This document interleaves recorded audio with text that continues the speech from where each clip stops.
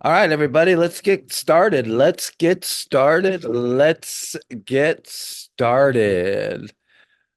My name is Phil DJ Right Click Valentine, DJ for my excellent taste in music, Right Click for my Appalachian Trail through hiking name back in 2015. Oh, for some of you that may be interested, that could be my through hiking name in 2025. Ooh, did I let something out of the bag? Who knows?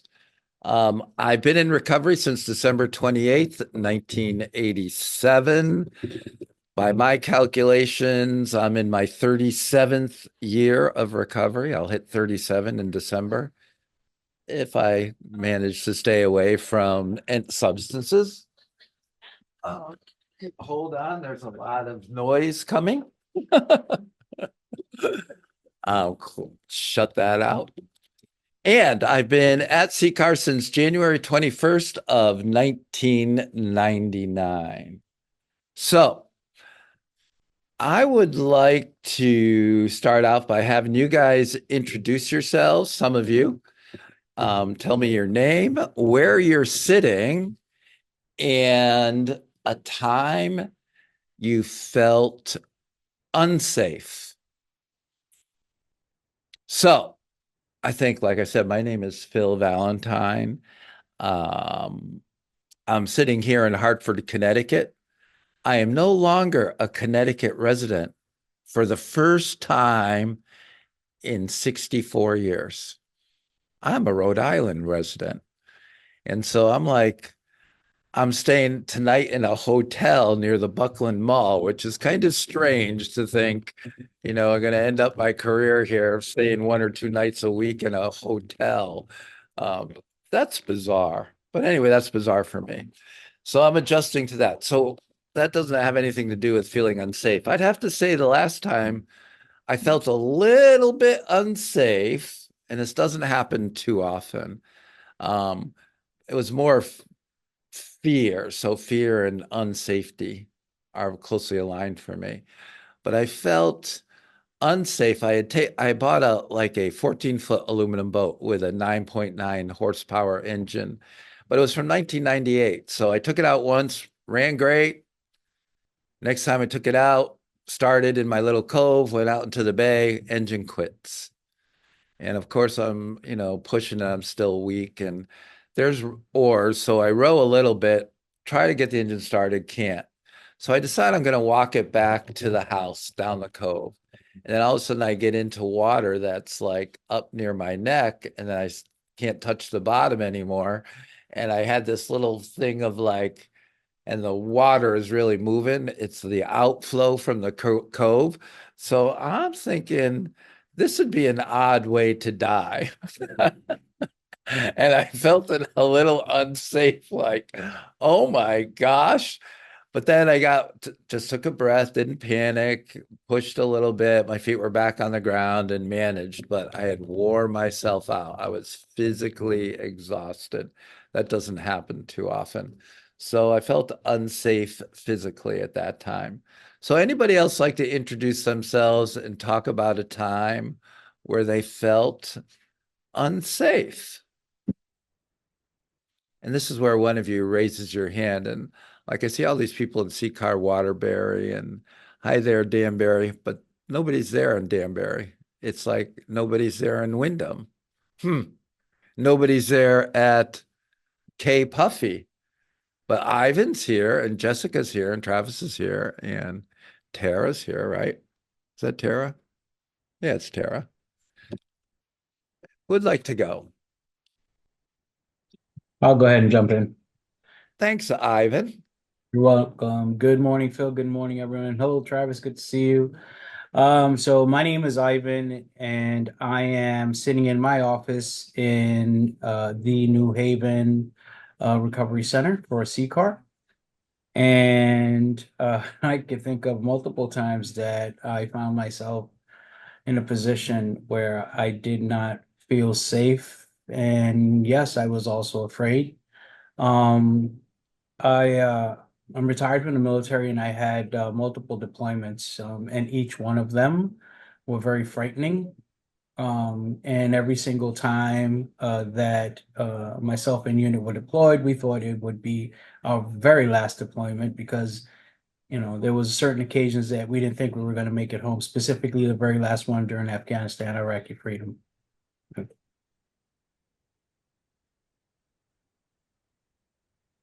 Uh, wow.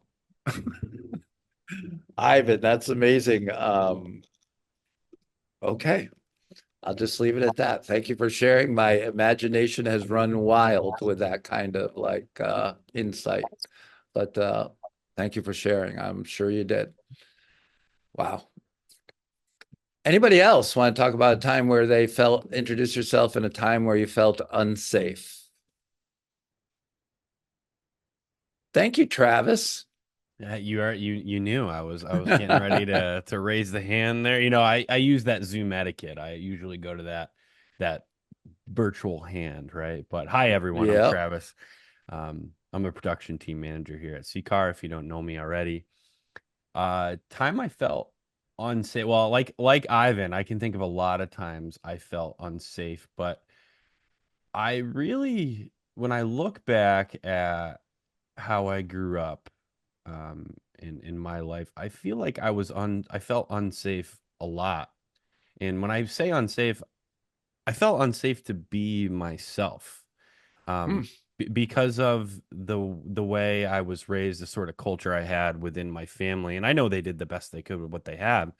I somehow learned along the way to jump through all kinds of hoops to not be myself, so people would like me, right? So finding this journey of self-healing and doing the whole recovery coach thing has been massive for me because it finally gave me a voice. It finally gave me a Hmm. chance to be me. And it's taken years. It's taken years. That's my story.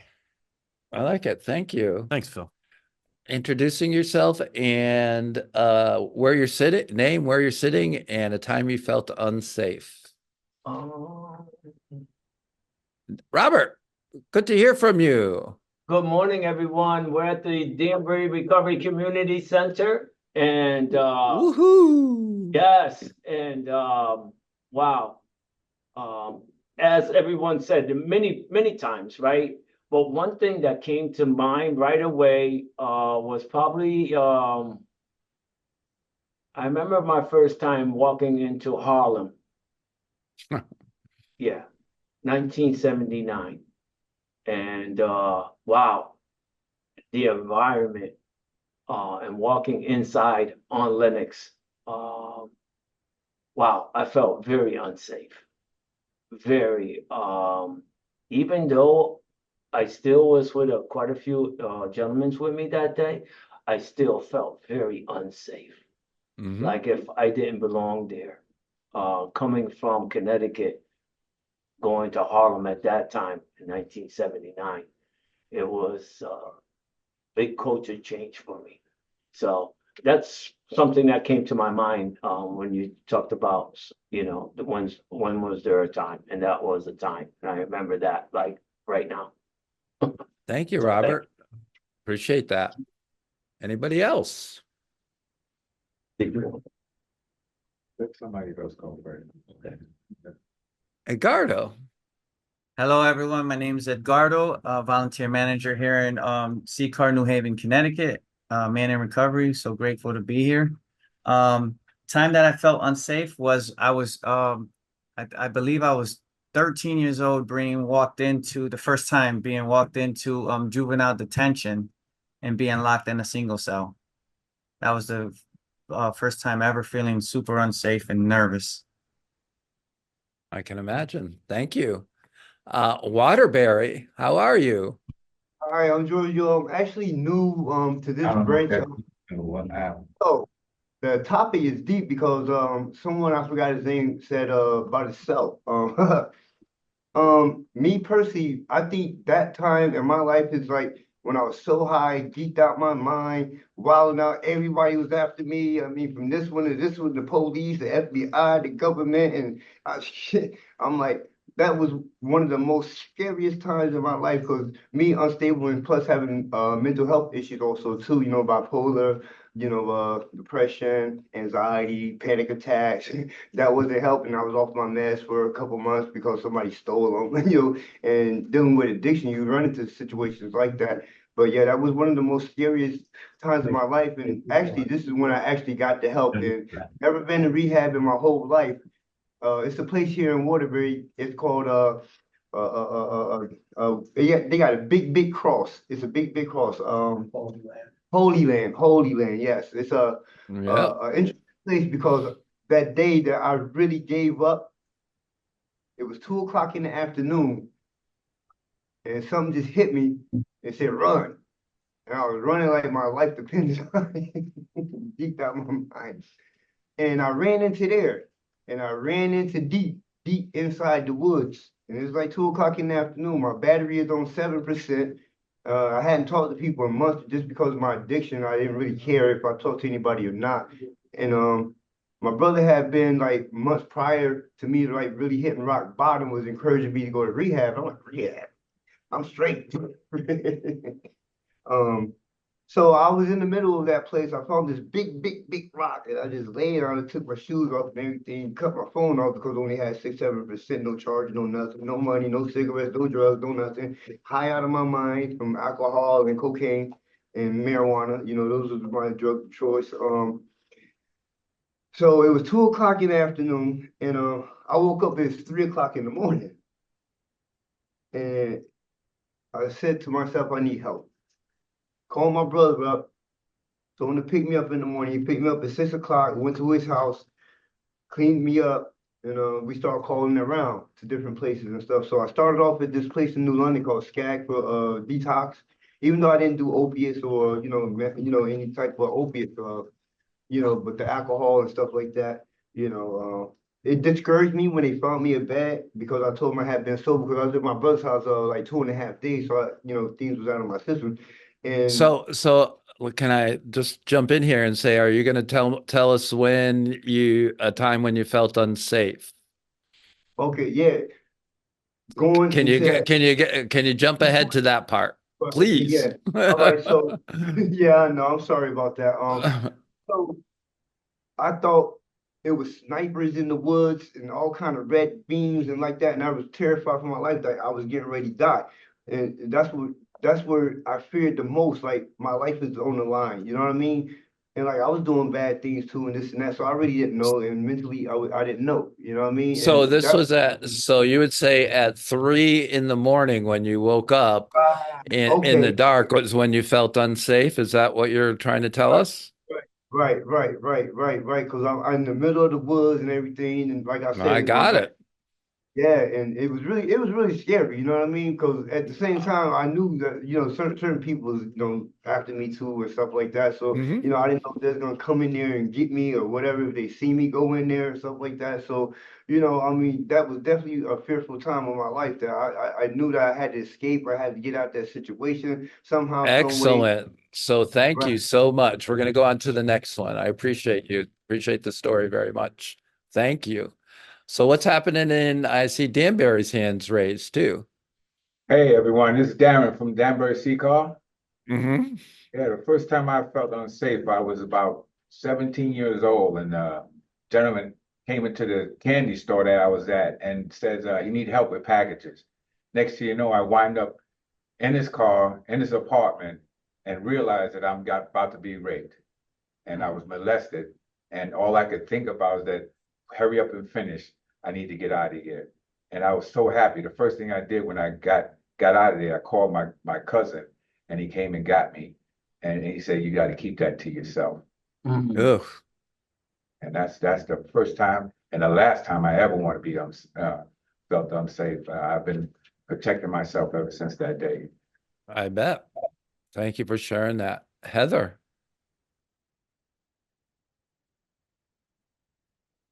Good morning. I'm at the CL at Hartford Hospital, and much like Travis, I the place that I felt most unsafe in my life was at home with my parents. Ooh, thank you for And that. And Wow. honestly, cars helped me face that over the last 7 months. So thank you. Thank you. Seacar Waterbury, your hands up again. Somebody else? Yeah. Hi, my name is Stephen. I'm a CCAR volunteer and a person in recovery. Hi, Can you hear me? Stephen. Hi, how Yep. are you? Major times I felt unsafe is just, like the gentleman at CCAR before, just having mental health problems and running around homeless and selling drugs and all that, just leaving myself vulnerable. I just, sometimes when, clarity comes to mind, I just start feeling unsafe, just, Hmm. putting myself Gotcha. out. Okay. Wow. So that we had some intense shares. I appreciate that. What I'd like to ask you is, I'm going to keep a general question here. What makes you feel safe? And so I'm going to tell you one story while you guys think about what makes you feel safe. Um, and I mentioned earlier that my through hiking name was Right Click. And in 2015, I hiked the entire length of the Appalachian Trail, 2,189 miles. So I was about 2,000 plus miles in. I was in the deep woods of Maine. I was hiked away from my group of three other hikers because there was limited camping. And I found this tiny little campsite nestled between a couple trees and a moss covered boulder. And I set up my tent and I laid down, and I had never felt more safe than being out in the wilderness, completely enveloped by nature. And I've heard many people saying that would be the most frightening time of their lives. And for me, sometimes I think, people grew up in the cities with those noises and all of that, and I feel more unsafe around a lot of people and activity than I do in the peaceful piece of nature. And that's just me. So being out in nature, I actually feel uh, quite safe. Jessica, good to see you. What makes you feel safe? And introduce yourself too. Hi, good morning, everybody. I'm Jessica. I am a new facilitator in training here at CCAR. Um, this is my week 3. Um, so one of my fears, like Travis was saying, is like I grew up not protected and like had anybody to like defend me or stand up for me. And so like one of my fears is always sticking up for myself, right? And so what makes me feel safe is that number one, God, but God also sent me people and he sent me different support systems like Travis as my new supervisor, my grandmother. He sent me people that make me feel safe. Like they remind me who I am. They point out, they highlight the good things that I do and they help me when I'm not doing the best. So, and they teach me how to stick up for myself. And so that to me is like what makes me feel safe is being able to advocate and stand up for myself. Thank you, Jessica. Thank you. What makes you feel safe? Somebody raised their hand. Come on. Ivan, thank you. Hello again, everyone. I think, like you, Phil, I think I feel the safest when I'm alone in the wilderness. I don't get to do that quite often or as often as I would like to, however. But awareness of my surroundings and keeping my head on a swivel, basically, when when I'm walking around in, say areas of a lot of population. The area that we currently work is one that's very active per se. So, just keep in mind of the surroundings, really. Yep. Amen. Chris, good to see you. Hi everyone. So when do I feel safest? I feel like for me that's a spiritual component. I think I feel unsafe when I'm in fear or vulnerable situations. So I think for me I feel safest, when I'm most connected to my spiritual side. Because I can be alone, I can be with people, but I have that kind of like I would describe it as a warm hug around me. Mm. And I think that's helped me like navigate and um, move into a safe place of or different environments, realms, situations that I used to feel uncomfortable in. Whether that's emotional expression, whether that's actual physical surroundings. Um, but it's allowed me to kind of step out of that discomfort into comfort and feel safe with myself. So Thank you. Travis. Thanks, Phil. Thanks, everyone. Some great shares here. Well, first I want to be clear about my share from earlier. So, as a child, I never really felt physically unsafe. It was more about emotional safety. I think, I didn't feel safe to express myself for who I am. So, I think over time, and of course, I've grown up and I've made my circle a lot of emotionally safe people, so that's helpful, people who accept me for who I am and allow space for me to be who I am. But what I had learned and what I taught myself was to dive into art and music. I feel Mm. the most safe when I am Hmm. all the way in and I am in my flow state and I am expressing myself to no one but myself, right? And I think that's a way I learned how to protect myself, a healthy way. Yeah. How about that? Yeah. I Thank you. like it. Thank you. Well, the question is, what makes you feel safe? Anybody else? Have you thought about it? All right, so I'll push the button a little, push the envelope a little bit here. So when we talk about, when I mention the word safe or unsafe for you, which quadrant does that fall in? Now, there's four quadrants in healing, four quadrants of the being. I've taken this from really white bison, Native American spirituality, talk about four quadrants. They are the physical, the mental, the spiritual, and the emotional. Now, many people don't get into the emotional part. So when you talk, like Chris just did a wonderful job talking about when he thinks of safety or being unsafe, he thinks of it he even used the word spiritual. I mean, Ivan talked about being deployed. I'm sure that was definitely physical, probably all four quadrants, right? When you're doing all those things. Travis, what quadrants were you talking about mostly, do you think?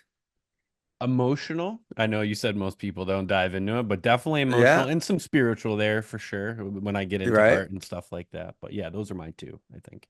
And I think when I talk about being out in the woods, I felt physically safest there, but I also felt incredibly spiritually safe. When I'm alone, no one's going to trigger, or I don't like that term, but it's going to activate any emotion for me. And mentally, I can keep myself pretty calm in that place. So I felt pretty safe in all those arenas. So when you talk about feeling or being safe, what quadrant comes up for you? What's most important? What one kind of rises to the top when you talk about being safe? Ivan.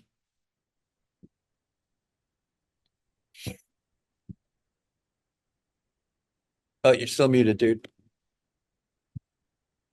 Had a whole conversation by myself there. Thank you. So when we talk about feeling safe, there's two quadrants, right? That for me, and they go hand in hand. The spiritual aspect helps me feel safe in my mental aspect. Oh, And if yeah. we, the other side of the spectrum, feeling unsafe, um, the feeling unsafe physically makes me feel unsafe emotionally because it stirs up a lot of things.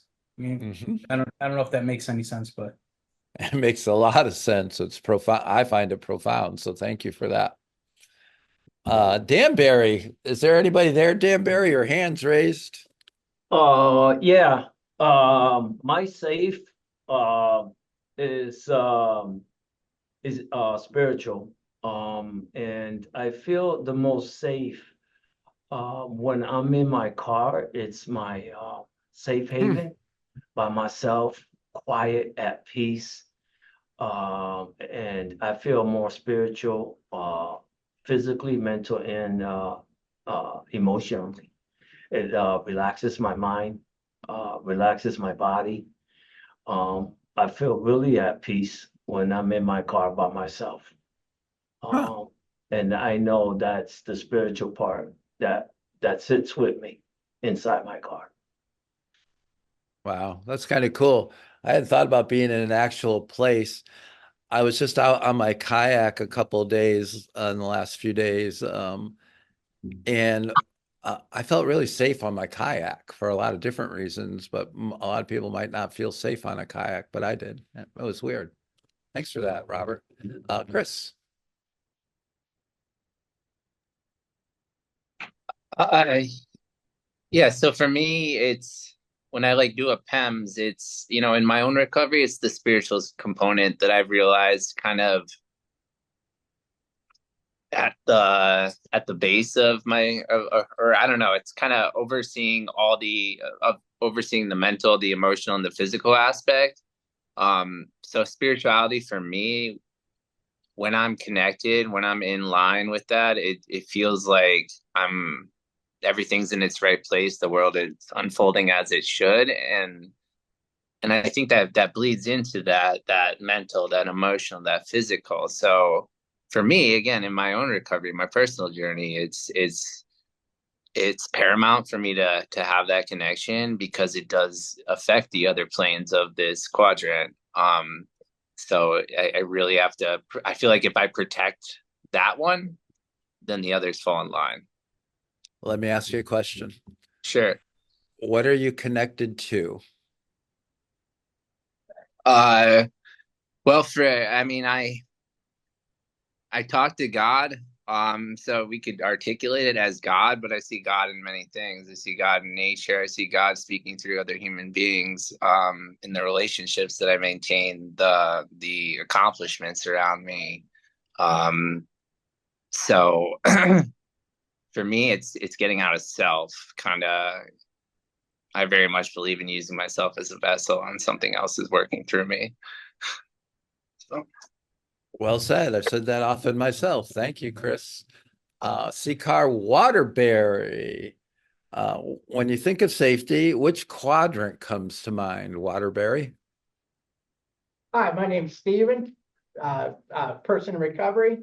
And for me, I'm still early in recovery, but the main component for me is when the emotional quadrant, because when I'm in fear, especially I have a lot of anxiety or just general fear, I start making really bad decisions, So just emotional is one of the major components. And I guess spirituality comes in there too, because once you come from extreme fear into just Hmm. some type of normal, just normal thinking, that spirit, that alleviation is very spiritual for me. Gotcha. Thank you. Anybody else? Someone we haven't heard from yet. Guys, you can look down and pretend I don't see you, but I see you. Come on, somebody like all you got to do is you see you have a mouse, right? Like this. the little mouse, and and all you have to do is like scroll down, and then you click like raise hand, and miraculously I'll call on you because I'm definitely interested in hearing from you. So who would like to be a little brave and give that a go? I thought Amanda might be going for a mouse, but she's pretending to go do something else. I knew she was pretending. Edgardo, what do you think? Which quadrant rings true for you? I do a lot of reflecting, and I believe spirituality quadrant for me makes me feel really, really safe. And I get to choose different locations. Sometimes outdoors, sometimes I need the four walls to help me. Um, and the emotional part, when fear kicks in, emotion kicks up fear. And it's funny that you brought this up, because when it comes down to the emotion and the fear, pride and all them other damn things start to kick in, and it just the gets the wheel turning in the wrong direction. And I did a lot of work to change my way of thinking, but if my emotional state ain't right, my mind get clicking, and then I have to start calling people up like, hey, what do you think about this stuff? So yeah. So safe in spirituality wise, that's how I reel it all back in at the end of the day. And I have to manage those emotions, man. That's when when I feel unsafe. I that's where it goes. Thank you. Anybody else? Next question. What does safety have to do with recovery coaching? Hmm. Hmm. Can I just keep going? I just wanted to. Please. So the most important part about safety, if I don't feel safe, I'm not emotionally stable to help someone else get into a safe spot where we can have a platform where we can have a normal conversation. Being a good listener takes, emotional balance and safety. And sometimes that's difficult to manage depending on topics and context. For So, me, go ahead. no, so you're talking about your role as recovery coach, that you need Yes. to feel safe. Okay, go. Managing Gotcha. my own emotions and safety first, coming in with a good mindset, clear, being able to be front and center for somebody is super important.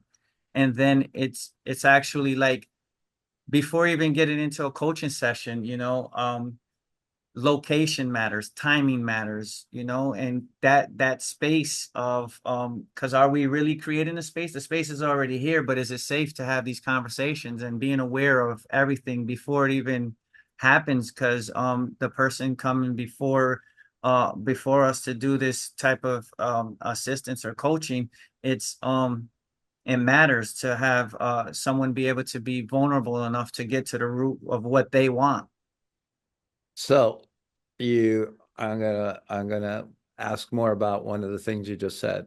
You said, is the room safe enough to have these conversations? Define safe enough. Um, And you don't have to. It could be just a question and say, let no, me think about that. Let me think about that. it's a good question, because it depends, right? Because you know a little bit about somebody you're coaching with, and if they don't feel comfortable enough in a room with a different gender, knowing those things matter, because how can So I? you said, hold on. I like to pick on you a little bit, All Edgardo. right. But the difference between safety and comfortable, because you said you want them to feel comfortable enough. Do Yeah. you? Yeah. Well, it's up to them if they want. They have to feel the way they do. I just have to try to make sure there's the right setting for this interaction to have, and it's kind of like either choosing an office with one-on-one with somebody, and some people don't like to be in an enclosed space, and then or open setting with somebody, and who's around to hear the conversation. So I'm thinking in the physical sense. Yeah. So what's one way around that? What's one solution to that?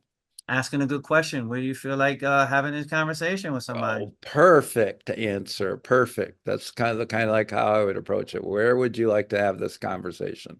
Mm-hmm. And then you could even ask, well, what about this, that setting appeals to you or whatever, so yeah. Jessica, your hand was up. You're not like going to get away that easy by putting your hand down. I saw it. So we were talking about, the question was, what does safety have to do with recovery coaching? Okay, I think safety is a part of a person's basic needs. And in order to be Ooh, successful, I'm going to stop you right there. okay. Is safety part of a person's basic needs, and why or why not? In my opinion, it is. Um, even especially a person who is in recovery, because you can't function. Those four quadrants will be unbalanced if you don't feel safe. And so if you don't feel safe, you can't be the best. You can't be your best. So I feel like having a safe space is important because yeah, it will without the safe space, the mental, the spiritual, physical, and emotional will be all over the place. It will be chaotic. And a person, from my experience, they just can't operate without their basic needs being met first. They can't even think straight. 9 times out of 10, like, because they're worried about where their next meal is, or where they're going to lay their head at next. Just overthinking and stuff. So yeah, that's what I Gotcha. think. Okay. Thank you. Anybody Yeah. else? Chris. Yeah, I would say safety is important to recovery coaching. I kind of agree that if we're in an unsafe space, like biologically, I think we're like our nervous system still in that fight or flight mode. So we're making kind of, I would say, fear based or decisions out of necessity. So I think when we establish that safe space, for me, yes, venue is important, but I think establishing a connection on an interpersonal level between as a human being, when you're able to have a person trust you, then I think the rest also kind of organically comes with that. That if I trust this person, they aren't going to put me in an unsafe situation, an unsafe environment. They're going to ask consent when they're talking about something vulnerable. They're going to know when to push me, when not to push me, things like that. I have so many questions, but Travis, keep going. Yeah, Chris has really got my mind going here too, Phil. Well, so Thank did you, Chris. Jessica, and so did Edgardo. So this was a good question for me, by the way, too. Tough acts to follow here. Well, for me, and Yeah. it's funny because we were just talking about this in RCA last week, the group I had, and I think that how do I want to say this? I think that it allows like safety if a coach reminds a recovery that they're in a safe space and they're not going to be rejected. It allows for some bravery. It allows for that person to open up and engage in that process. Whether, if they're afraid of rejection or judgment or things like that, they're just not going to want to engage. So again, I think it's that bravery piece, right? It takes a little bit of courage, and I think it's helpful in the recovery process to have that little reminder that, hey, you're not going to be judged for this. You're not going to be rejected. You're safe here, right? I know I needed it. I can speak for myself. Okay. Yeah. Let me ask you a question. Oh boy, here we go. So we've had a couple like breakfast meetings and some conversations. Yep. Do you always feel safe with me? I do. Okay, even though I'm going to ask you, I'm going to ask you some difficult questions. You always do. All right, gotcha. I'm ready. Let's go. All right, gotcha.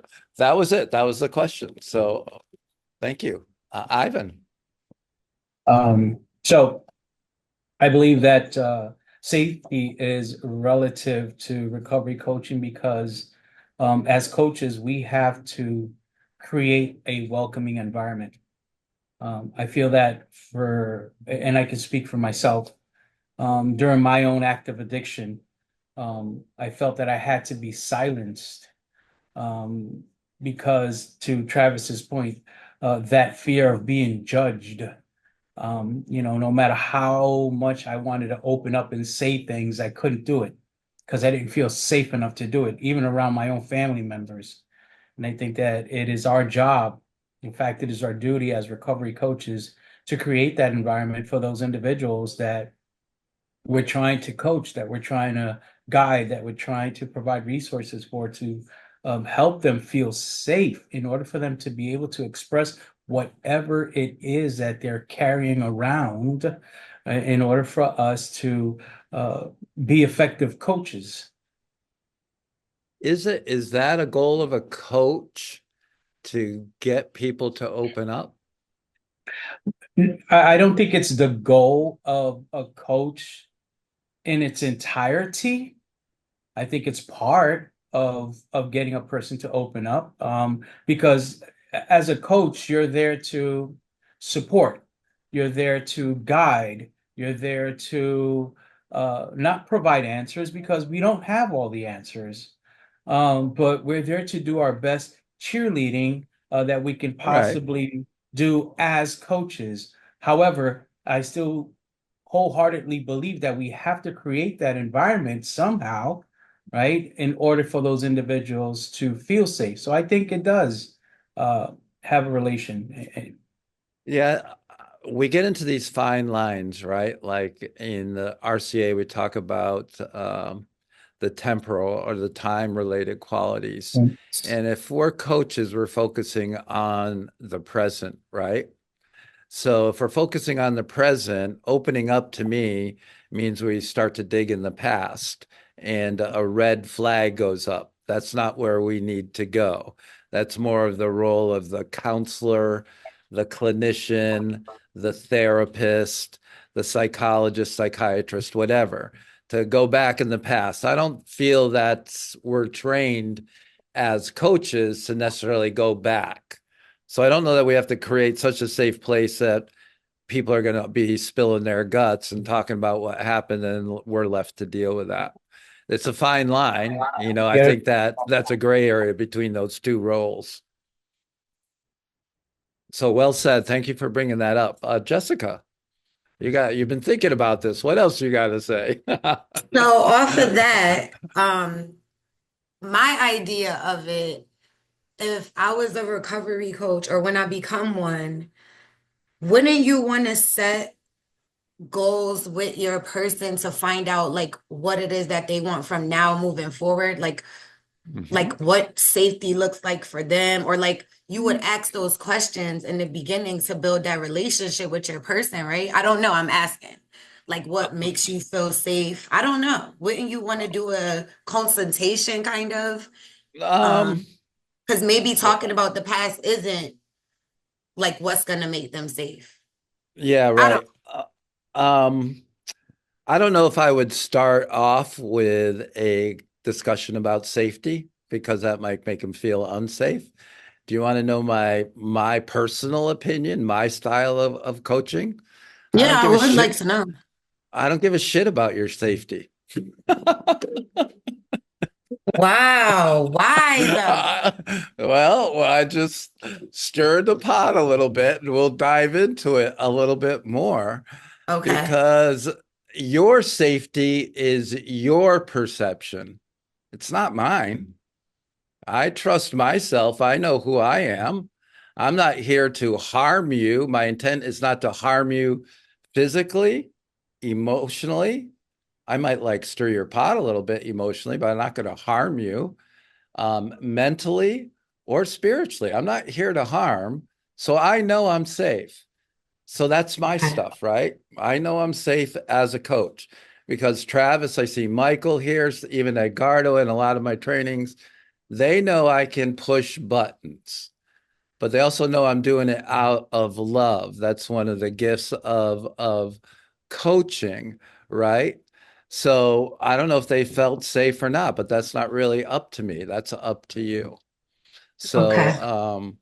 that's why I said it kind of strongly that I don't give a shit about people's safety. I'm not there to make them unsafe, but it's not my role anyway. Somebody else respond. I probably, now that I'm like retiring soon, I should probably say things a little too strongly, but I lost my filter. I'm unfiltered. Seacar Waterbury, what do you got? Well, my name is Tony. I'm a seeker volunteer, a personal recovery. Yeah, Um, when I was out there, I wasn't safe at all. You know what I'm saying? I'm gonna talk I from my own. do.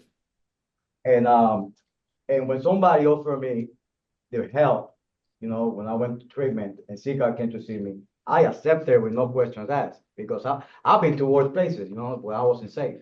So it was no questions asked about that. So that's Hmm. what I'm at. That it's like you say, who cares? You know what I'm saying? We've been in worse situations. So all I could do is ask the questions. You know, they'll tell you what they want. You know what I'm saying? A person will tell you what they really want. You know what I'm saying? Right. Yeah, It takes I time agree. to talk. It takes time to get them to open to trust you, but like I say, it takes time. You know what I'm saying? Like you don't have to go happen over time. You know what I'm saying? It happens for me. I got a lot of situations that it's hard to open up. So a little by little with my coach, I start opening up. So Right. now we become like like somebody that support me where I'm at. You know what I'm saying? Like and meet me where I'm at today. So and I'm happy Amen. with it. I love that. Chris, your hand was up. You're not getting away that easy. Even though you snuck down into the lower corner, I still saw your hand. Yeah, I was just thinking about what you just said, and Good.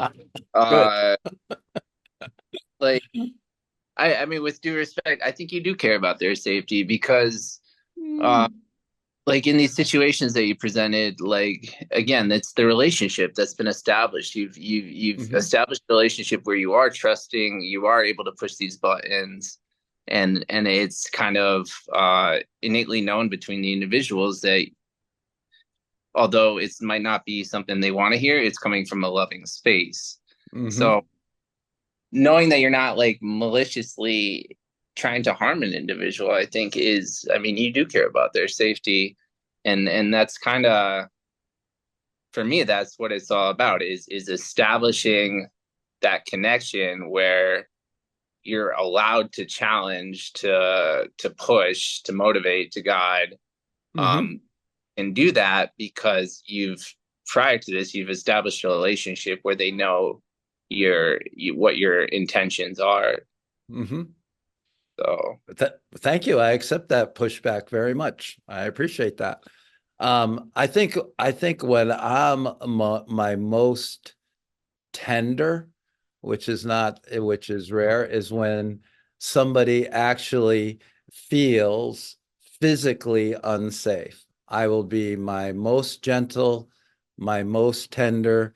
It's like, a scared kitten or a scared puppy or something. That's when just the natural gentleness comes out. But yeah, thank you for that, Chris. I appreciate that. Um, we talk about, especially in the last 5 to 10 years, there's been a lot of talk about safe space, right? Talk to me about safe space and recovery coaching some more. Is that a real concept? When people say safe space, what are they looking for? What are you looking for? How do you define it? What is a safe space?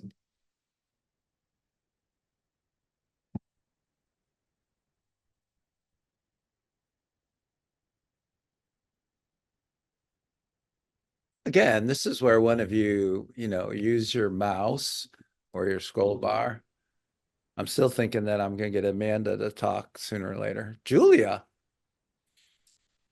Hi, sorry, my camera's off. I'm driving to work. Well, I'm in that's okay. Washington, so it's only 7:30 for me right now. Okay. I think a safe space is it depends, right? It depends on your recovery. Because what I like, kind of like what we were just talking about, like what I might consider a safe space is not going to be for them. And I think it's going to be in the moment where they feel that they can open up and be vulnerable, maybe, or be able to express what they need to say without fear of any whatever it might be, right? Because every person is different. Maybe they don't like to, they're afraid to talk in front of other people. Maybe they have something they want to talk about that they don't want other people to hear, but they really want to share it with you because it's something they want you to help them with. There's, I think it's a huge, it depends on the person, the recovery. I agree. Thank you, Julia. Be safe while driving. Thank you. Amanda, yes, made my day. You got me. I'm intrigued. Going back to, I think I came in a little bit late, I apologize. But going back to the idea of quadrants, I think everybody has their own definition of safety and what makes them feel safe. So a safe environment to me would just not necessarily be a place. I mean, I have people that are a safe space, right? I think it's where we can create an environment where people feel free to express themselves without fear of judgment or, ridicule. So. Well said. Thank you. Ivan. Yeah, I think it's for me it's a simple definition. It's a place where you can be yourself and not be judged. Plain and simple. Not be judged. What's that mean to you, not be judged?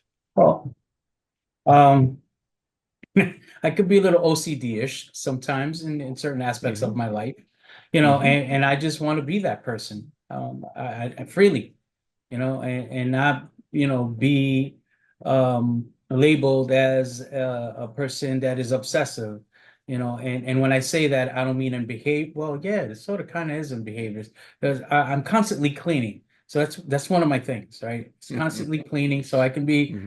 And if you guys know me and been anywhere around me, you know that I am OCD-ish in that way.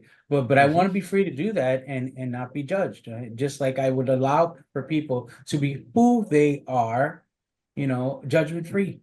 I think that sums it up for me. Well, I do the bulletin board behind you is like absolutely beautiful, nice and straight and aligned. I love it. It looks excellent. Chris. I echo what Ivan said. And I'm kind of like thinking about it as, being in the recovery center right now. I would just add to that freedom to be who you are. And like, I guess my caveat is that it doesn't, affect the safety or the infringe upon the respect of other people. So, I mean, if who you are is the guy that throws gasoline on fire, it's probably not like, if that's who you are, then maybe I don't know if I can embrace that, because there are people in our lives, in our universe, that want to choose chaos or create chaos for the sake of creating chaos, and that disrupts the safety of a shared space. And in those moments, they're far and few between. There's a lot more good than there is bad in our world. But that exists, and I say it like individuals such as that, if that's their true self, then I have trouble reconciling how that can exist or coexist with other people maintaining their safety. Yeah, that's a big can of worms. So you're also then using some judgment on this person who might be throwing gasoline on fires or like doing, yeah. So you have to keep the entire culture that you want to build in the place where you're working and just kind of be the monitor to that so people feel, I don't know, I think welcome is a better word, but we'll get into more about safety in a while. Do you know that on this little meeting, we have somebody who grew up in the streets of Hartford, navigating the gangs, and he would go from gang to gang. He was known as the peacemaker. So I wonder what we're talking about safety, and I wonder if Michael Peacemaker Serrano has any thoughts on safety and recovery coaching. Welcome to the show, Michael. Hello, everyone. My name is Michael Serrano, and I'm a person in long-term recovery. So Yeah. Phil taught me something here in CCAR, but growing up in Hartford, I grew up being neutral, right? Mm-hmm. And in a neutral way, right, I can go from block to block and visit people, and people wouldn't even they wouldn't care about if I wasn't in the gang or not, right? Mm-hmm. And people used to ask, like, why you hanging with them over there? They never did nothing to me, right? So, and that whole feeling safe, was I really safe out there? Like, I don't know. I No, I wasn't. If you was to ask my moms and my father, right? But I'm here today, right? And I guess I was safe enough to be out there. But I think is what you said right now is the welcoming, right? If somebody knocks on your door, how are you gonna greet them? Mm-hmm. Are you gonna open the door, Phil? I don't know. I don't know. I think it's a case by case basis, but more than likely, I'm going to open it. I mean, if it's Michael Myers wearing the Halloween mask, I might think twice about it. I'm not sure if I'm But how opening the about if door. it's Halloween? Uh, maybe. It's always situational, Michael. It's always situational. Yeah, yeah. Um, we're talking about um, the concept of safety, recovery coaching, safe spaces. Anybody else have any other thoughts on it? Travis, how do you create a safe space when you're online? Well, I mean, I think a culture develops over the course of the training for sure in the room, but we create working agreements right off the bat. And I love that because, I heard numerous people say safety looks different for everyone, and that's the CCAR approach in trainings is, what do you need to feel safe in this room throughout training, right?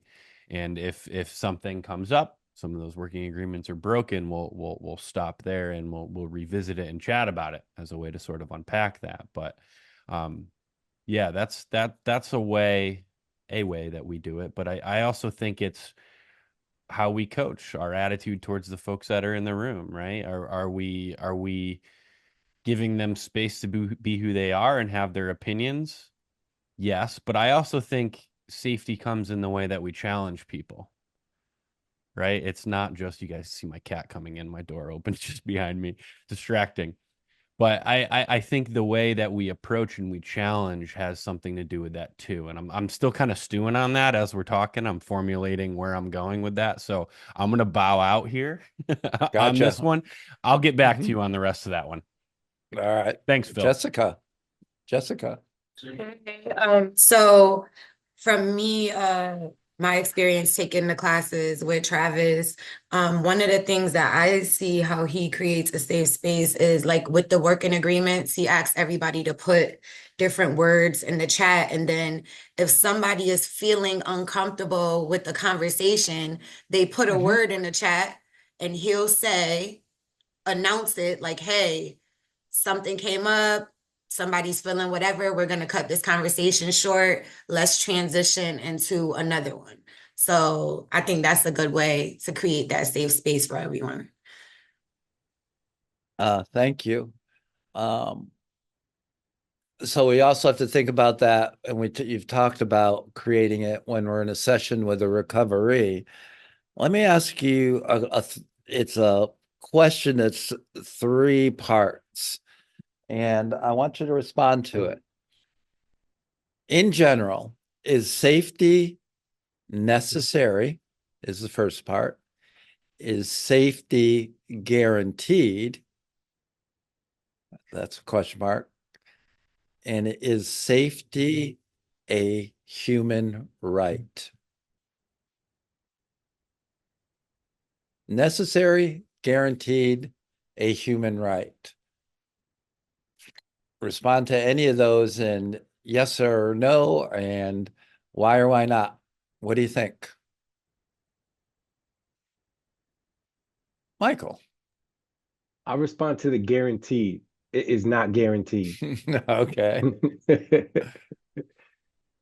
One of the first times that was drilled home to me that it became really apparent was two of my kids were signed up. They had to be about 12 or maybe 14 or 15, and they were going to Mexico. They were going to Tijuana on a mission trip. And a lot of parents were asking the youth pastor, what about safety? And he said, their safety is not guaranteed. I mean, just very straightforward said their safety is not guaranteed. And we went, wow. I couldn't think of a better response. It wasn't like, we're going to do this, we're going to do that, we're going to do that. It's like, it's not guaranteed. Julia. I think safety is important because, especially when you're in a session, because safety is a key thing that will help build trust with your recovery. Mm-hmm. Uh, Yeah. Absolutely, it's not guaranteed. The last one, I don't know if I want to answer because that could get pretty controversial. Well, go ahead. But Let's my make thought, it. my thought is no, it's not a human right. It is Okay. something we have to create for ourselves, and knowing others and creating a safe space with them when we're with them. Thank you, Julia. Appreciate that. Amanda, we got you on a roll now. Come on. Yeah. I do think it's a human right. I think everyone has the right to feel safe. It's not guaranteed that you will. I think that's up to you. In some situations on how you feel, your feelings are on you. I think we can do things to help people feel safe, but it's not guaranteed. And in some situations we don't have control over, but I do feel everybody has the right to feel how they feel. Yeah, right. I think you have so there's a slight difference. I think we all have the right to feel safe. Do we all have a right to be safe? And I don't, I think with some of us where we're just where we're born on this planet, I don't think that, you get born near a volcano or on a fault zone. I don't know that you can guarantee being safe, but if it's a human right. Travis. Okay, so I'm gonna go backwards here. So I will start with human right. So I think it is a human right, particularly for children. I think children need safety. Oh, Yeah. wow. There's quite the twist. I Yeah. like it. Just some stuff from my brain here. No, However, we yeah. know very well, so we all had different childhoods and different life experience. It's not guaranteed. So I think that one's pretty clear for me. Now, is it necessary? I think it depends on the person. It depends on their childhood. It depends on their experience. I told you guys about my childhood, how I didn't feel emotionally safe a lot of the time. So it was really helpful for me to run into people, therapists, coaches, folks, colleagues that reminded me of that emotional safety. Maybe I didn't even need it in that moment, but I appreciated it because there was a little kid inside me who needed that, right? So I think a lot of it goes back to childhood, if I can sort of sum that up. Yeah, I think my mind went to risk and the tolerance each individual has for risk, right? Yeah. So if you're a high risk, you probably don't need a lot of safety in your life, right? Yeah, good point. Eric Thanks, Phil. like Eric Honnold in Free Solo. Did you ever watch that? Where he's climbing El Capitan free solo, no ropes. Oh, that guy's a madman. That's horrifying. I don't know if he needs safety in his life, No. but anyway, Free Solo is a documentary. Makes my armpit sweat every time I watch it. Chris. Hey, okay, so is it necessary? No, I'm gonna say no because I think out of unsafe situations, a lot of growth occurs. And that can be good growth. It could be conversely, it can be maybe detrimental. So I think it's unique to the individual. Um, is it guaranteed? Absolutely not. Is it a human right? I believe it should be. However, I think that's a shared responsibility that we're not living up to right now. So, Gotcha. Edgardo. Knowing that just taking one step, you can fall and not be safe anymore. Just you'll end up in a bad place. And then if it was a human right, we wouldn't need the First and Second Amendment. And then should everybody expect to feel safe? That's each individual's perception of what safe look like. But the truth makes a lot of people feel unsafe. And I don't think these days, when I was coming up, the truth sometimes was closer to the truth. And the further away we get from the past, now we start to see things as the truth being, let me be scared of Phil because what he says is true. And I don't get to hear Phil's message. Because I remember the first time you ever used the word no to me, I was like, dang, not even an explanation? No, no. And that's no. And you actually taught me how to use no, and I practice it with other people that I'm coaching. Because if I knew how to say no like that, when somebody offered me what they offered me, we wouldn't probably have this legacy that's happening today. So, that's what we're talking about. Well, Rebecca taught me that many years ago with it. She said, that's a hard no. To crack me up. That's a hard no. A C-Car Waterbury. Tony, I'm sick of volunteer personal recovery. I'm with Ed on this, I just learning how how you say, I grew up in Puerto Rico with the worst parts, gang members in Hartford, all over Hartford. So I didn't respect people's rights. You know what I'm saying? I didn't care about your safety. Nobody cared about my safety. It took time to get to that level of safety. You know what I'm saying? And I ain't told nobody. That's the way I was raised. You know what I'm saying? That's the way I brought that from Puerto Rico to Hartford. So now it's taking that time to feel safe and make other people feel safe around me. Right? I bet you right now it's a lot of people don't feel safe around me because of my past, what I used to, you know what I'm saying? And the stories are going to change. It took for me to leave behind, move to Waterbury and leave the negativity behind to feel safe and let like my wife, my kids feel safe around me. I could even stay around my house without them being scared to get shot or whatever because I ain't have no rights. Nobody gave me rights. They could have checked me anywhere. You know what I'm saying? So now I'm learning how to go around all the people, you know what I'm saying, and make them feel safe around me. So I now I know it's a right to be safe. You know what I'm saying? Do it's promise? No. You know what I'm saying? I can promise that. But we all got a right to be safe. You know what I'm saying? Like, I'm understanding that today. I'm good with that. Yeah, thank you. Any other thoughts? What's the opposite of safety?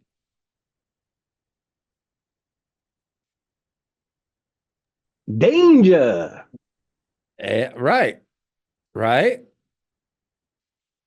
And sometimes people confuse or we all think that some things are dangerous and other people don't, right? So talk to me a little bit about your thoughts about what danger is. Again, go to the and we're just going to flip it. Like we went to the quadrants. When you think of danger, is something dangerous physically? That's where I go to usually, dangerous physically. But then we have mentally, emotional, and spiritual as well. Michael. I cannot swim.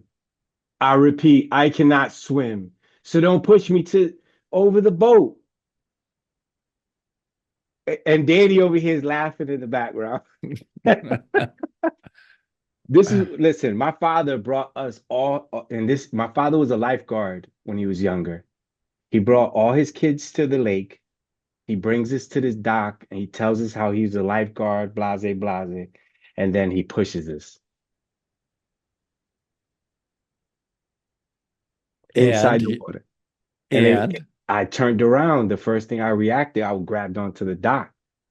right. And he was like, get up, like let go. First, he was telling us let go, and then he was telling me to get up on the dock. But I know his plans was to push me back in the water. So I just like shimmied all the way to the shore from the side. So now if I go somewhere and I'm in the middle of, I don't feel safe. I don't care If if you're a lifeguard. I don't care if there's 1,000 lifeguards there. I don't feel safe if I'm so like in the middle of the ocean. so water is danger to you. Yeah, so that right there, and it's like, how do you make me feel safe? My family's been trying to convince me to take a cruise for the longest, and I'm like, no, I don't want to. Like, why can't we just go on a plane, go to an island, I don't and know. Why be can't on you? the beach? That's exactly what I was trying to tell them. They're like, no, and they're trying to convince me that I will be safe. And Phil, I don't believe them. Okay. Have you tried to learn how to swim since? No, don't All don't right. don't try to convince me. I just finished telling you. No, I don't care. I'm not trying to confuse you. I just was curious if you had ever taken swimming lessons, you know? Like I have my dog Buddy, he won't get on the kayak with me. And so I took him out on the kayak and we went to deep water and I just shoved him into the water. You know what happened? He He swam fl he floated. Do you know why? because Do you know why? No, all because dogs can he's a swim. good no, he's a good buoy. But he's I'm sorry, but he's a good buoy. All right, sorry about that. Got you. I got Michael. I never get Michael. Jessica. Can you ask the question again? I kind of know my answer, but I forgot it quick. I forgot the question too. And go ahead, give me the answer, and maybe I'll come up with a question. Um, I think it was like what is dangerous or something like Yeah. that. I don't Well, know. how do you? Oh, danger in the four quadrants. What do you think of danger and what makes? Yeah. Okay, so for me, at a young age, my physical was already I would say assassinated at a young age, right? Um, and so now, like, so I really don't really feel like I care. Not saying I don't care about my physical, but I do. But my mind and my spirituality, like if that's ever tested, I go downhill. So like that's the main thing. I don't like to put my mind and my spirituality at danger because you start getting But emotional, so huh? when you say your physical part was assassinated, that you don't like ever feel physically in danger anymore, or you do? I mean, like so like my internship was at a all male recovery home and I had Yeah. to run groups in front of And them. okay, gotcha. And so yeah, Hmm. like a little bit I felt uncomfortable and things, but I was in a holistic recovery center. So I had God with me, right? I'm teaching Okay, them, I'm running groups off of different scriptures and stuff like that. So I feel like as long as my spiritual and my mental is solid, um like I'm okay with the physical because I've already been attacked so gotcha. many times with that Wow. that I have to make sure I protect my mind and my Hmm. emotions. And yeah, so that was personal, but I felt very No, comfortable with y'all. Thank you. yeah, that was deep. It's Harry. Is it Harry? I don't have my glasses on. Yeah. All right. Haney. Hi, how are you? Good morning. Good. Good morning. Morning. I'm a little bit late joining, but I was doing my Welcome. designation interview, so Mm-hmm. I wanted to join. For me, when I was a kid, once my dad's voice was raised and he started yelling and screaming, I knew after that there was a beating coming. Oof. And that's how, you know, that's a big deal to me. So when I'm in an environment where there's really loud people or, hand clapping really loud, I go right to that place. So that's a trigger for me, and danger would be the physical for sure. Mm-hmm. It's something that just stuck with me, you know, and to this day, when I talk to my brother when he's drunk, he'll start yelling and screaming and start clapping his hands loud and saying, I'm going to murder you. And Ugh. I go right back to when I was a kid and I was very vulnerable. They would Mm-hmm. do at 4 and your dad's beating the crap out of you. You just take it, and you go Mm-hmm. on and on from that. So thank you for letting me share. Thank you. Ivan. Hello again. As a man in long-term recovery, coming up on 13 years this February, by the grace of God, Mm-hmm. my danger is cocaine and alcohol, and it endangers all four quadrants for me: the physical, the mental, the spiritual, and the emotional. That's a great answer.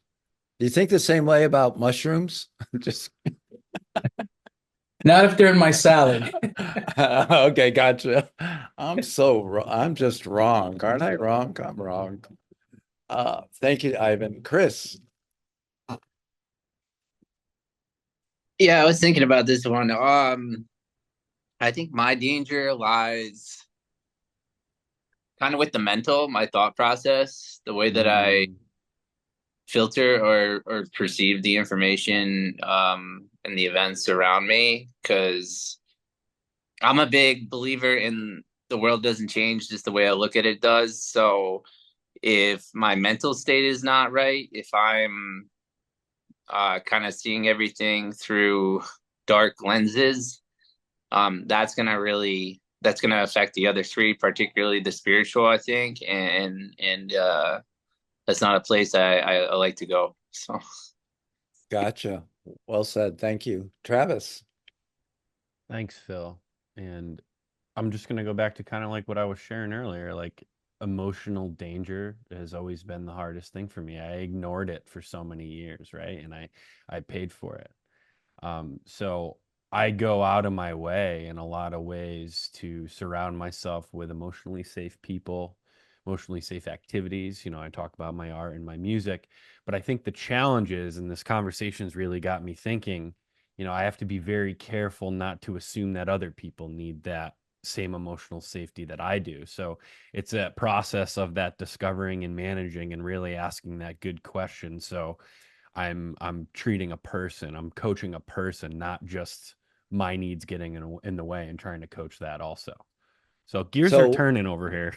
yeah. So, what's dangerous to you emotionally? That's a really good question. Um, when I feel like I can't be myself, when I feel like I can't, like my actions, So, maybe so my if somebody opinions. like if somebody is correcting you or disagreeing with you or criticizing you or No, I would say the most, we don't like the word triggering, so activating thing for me oh, yeah. is when people purposely misunderstand me and misunderstand my Oh, intentions. Yeah, that well, that's is, just nasty. and well, and it goes back to childhood, right? So Purposely misunderstanding you. yeah, That's an incredible insight. yeah. It really is. Thanks, Wow. Phil. Wow. Okay. Thank you. Amanda. I'm gonna piggyback off of what Travis said. For me, anger is a danger emotionally. So Your anger or others' anger? I think both, honestly. Okay. Mm-hmm. when I rely on my emotions in an angry state, when someone else is directing it towards me, I feel like it just leads me to an unstable mind. And then the rest just kind of, so anger is always a danger for me. And I think that's just because, again, of the way that I grew up and goes back to good old childhood. So Yeah, you got me thinking about that. That's a brilliant point about the, I mean, danger is just anger. Anger is just danger without the D. I just made that up. Maybe someone said it before, but I think I'm most dangerous when I'm angry, and it never becomes more apparent when I'm driving a car. Yeah, I mean, it just is like, gosh, I got so much friggin' work to do that I get this angry driving a car. Talk about setting yourself back a few steps every time. I go, well, where did that come from? Julia.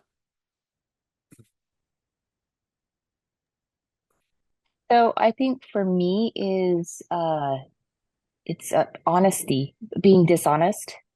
Oh, yeah. So and just kind of being closed-minded and dishonest, and that's not like on both sides of it, right? Because Mm-hmm. honesty, where do we go? Do we get out of honesty, right? We get trust and I come from a place where that was not a thing. That I had no trust in anybody, right? So I have to first trust myself before I can put off uh somebody else being able to trust me. So when Yeah. I have to stay honest because I get in dangerous territory, even with myself, with those voices and that talk in my head, right? Yeah. But then I get very uncomfortable when I know people are being dishonest with me. Mm-hmm. Yeah.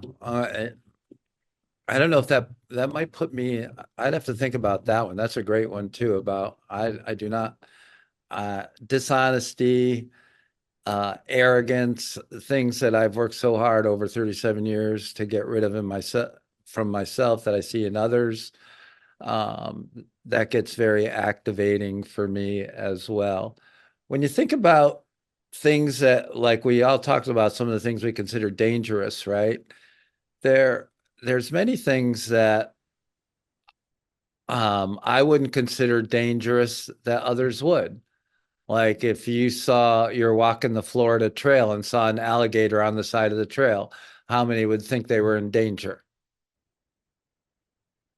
Yeah, I wouldn't, I would just go, there's this clip of like two golfers, right? Walking down the fairway.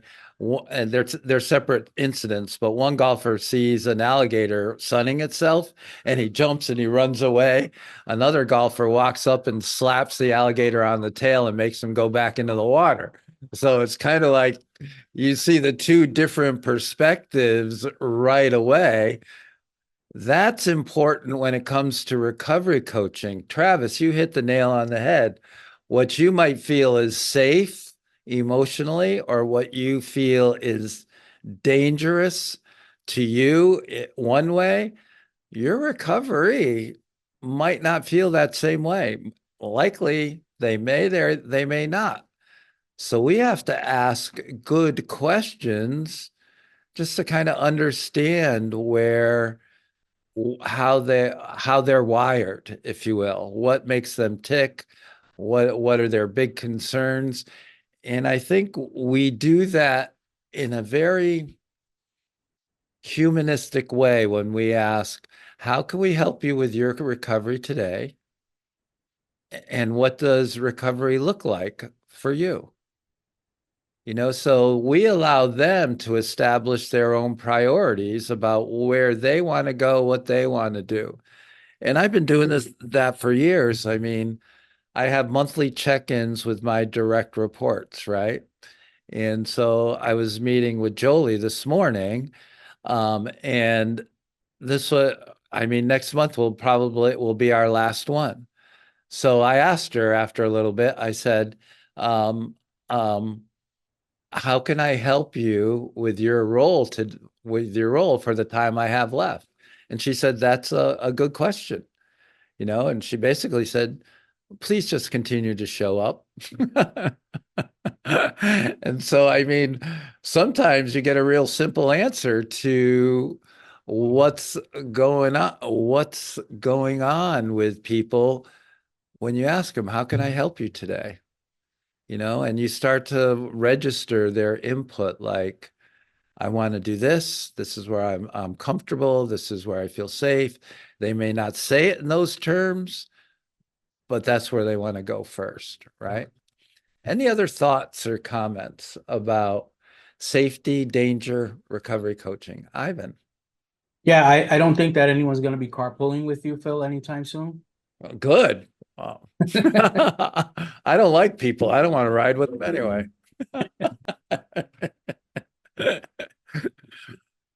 No, just kidding. Buddy's the only one We that might add tolerates. Julia on the list too. Who was I driving with? I was driving with like Katrina somewhere, and somebody pulled out, and I just started like doing my rant, and Katrina just started laughing. I said, "This is the type of person I like to ride with." Jessica. I just wanted to say that this webinar was very informative. It's good for people who have a lot of passion with working with people. This is something that can help you. This webinar can help. And it did help me with setting boundaries because, like you said, like you don't have to take on the person's stuff. This is what this webinar kind of taught you. Like, so for me, that was good because I'm very empathetic and passionate about things, but knowing these different skills is going to help me to be more effective and have that self-care and that balance that I need. So thank you for this. You're welcome. I've often said that people who have a great deal of empathy carry the greatest, it's a great gift and a great burden as far as recovery coaches go. So I don't have a lot of empathy, and that serves me well. Empathy and or compassion. I don't have a lot of that. Edgardo. Just wanted to say thank you for another great session. And are you gonna on the last one, would you consider coming to all the centers like you used to? One last tour? So this is the answer to that is no. But there's a but. There's a but. Okay. Because I just don't have the time in the next, I only have like 33 working days left, not that I'm counting. But I'm going to give myself a couple months. I'm going to see what happens next year. So I've talked to Stacy a little bit. Maybe I do a round next year. But if I end up on the Appalachian Trail again, I might be gone for 5 or 6 months too. So it's not out of the realm of possibility. I thoroughly enjoy going to each of the centers, meeting the people, talking with the people, and offering these sessions. So thank you for that question, Edgardo. Thank you so much. All right. It's 11:31. Again, thank you for your time, your attention, and your participation. I appreciate each and every one of you, and let it be known, I believe in you.